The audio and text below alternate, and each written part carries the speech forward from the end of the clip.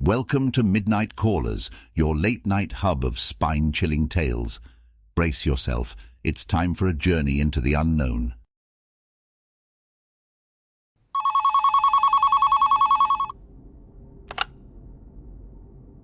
In the quaint and secluded town of Eastfield, nestled amidst rolling hills and forests thick with pines, the people were simple, the lifestyle was slow, and their secrets were deep.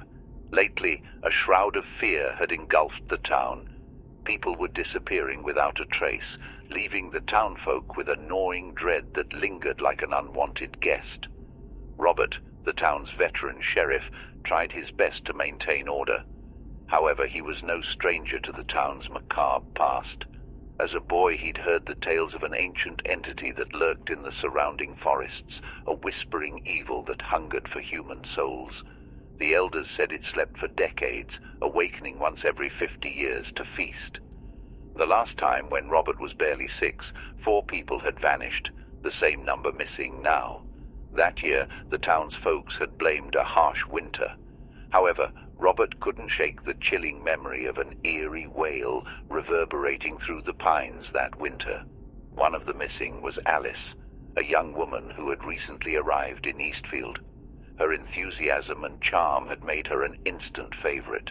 The day she disappeared, Robert found a small leather-bound diary in her home, filled with entries that danced on the precipice of madness. She wrote about an entity in the woods, a shadowy figure that whispered to her, both in her dreams and waking moments. As Robert pored over her entries, he noted the stark fear in her later writings, escalating with each day. The diary ended abruptly with a single entry. "It's coming for me. The whispers have become unbearable. I have to go. The pines are calling."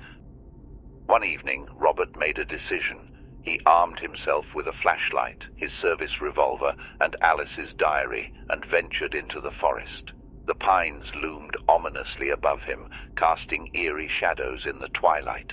A chill wind swept past him, carrying faint whispers that seemed to echo Alice's dread-filled words. Deeper into the forest, Robert came across a derelict stone tower, standing as a sentinel amidst the sea of trees. An inexplicable urge led him to climb its narrow spiral staircase. Every step seemed to take him not just higher, but also deeper into a metaphysical dread, the whispers growing louder, more insistent.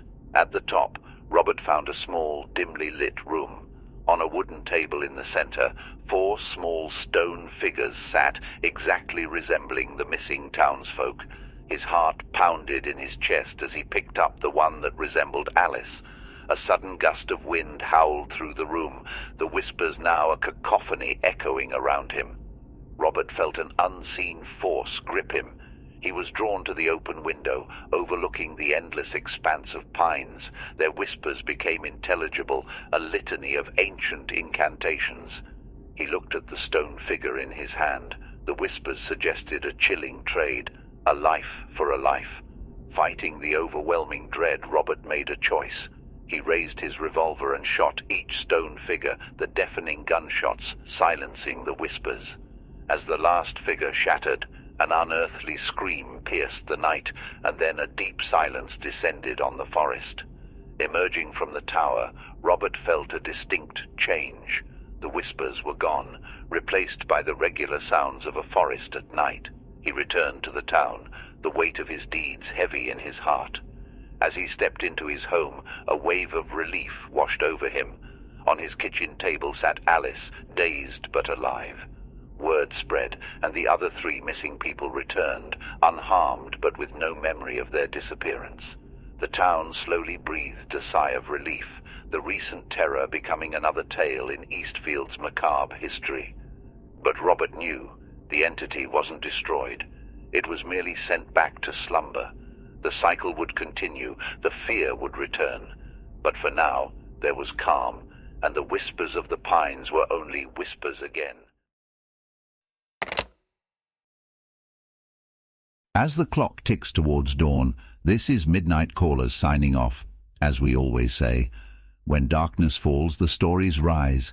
Sleep tight, if you dare.